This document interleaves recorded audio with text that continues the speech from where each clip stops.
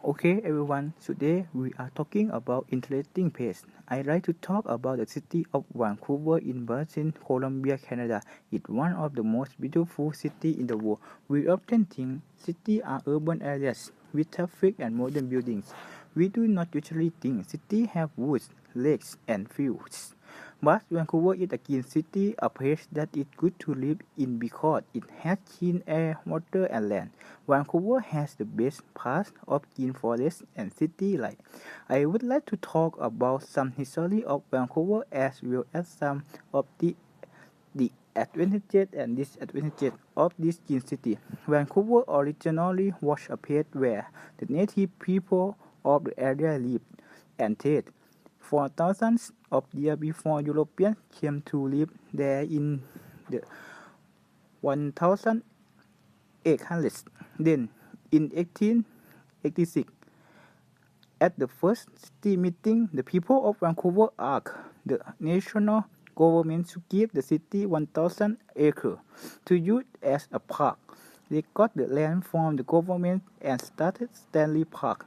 This was the start of Vancouver becoming a clean city with many parks and beautiful views.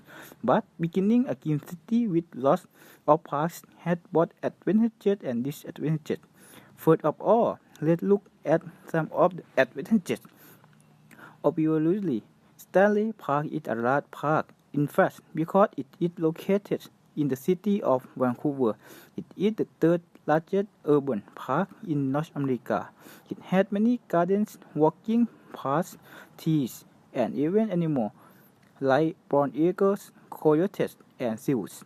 As we know, lots of trees help clean the city air. Also, lots of parks give people many places to walk so they are healthier. Since Vancouver is near the mountains and the ocean, people can enjoy the outdoors easily during the warm, sunny summers.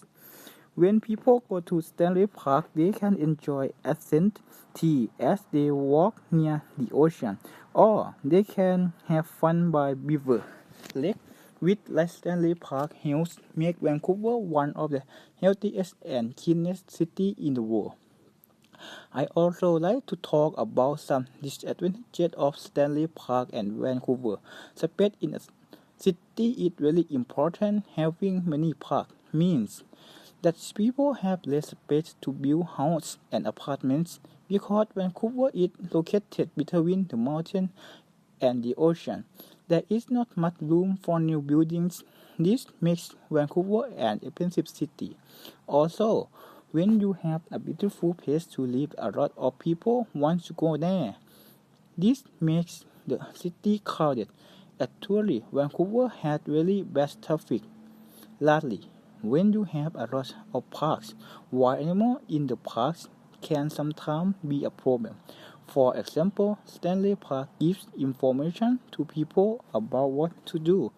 If they see a coyote, in my opinion, having coyote in a city park is bad. Finally, why I think this disadvantage might mean that some people would not want to visit Vancouver. I personally feel the most people would enjoy Vancouver in my opinion being close to nature and having a healthy city when paying a title more money, and a lot of people agree with this idea because Vancouver is a very popular place to visit and live.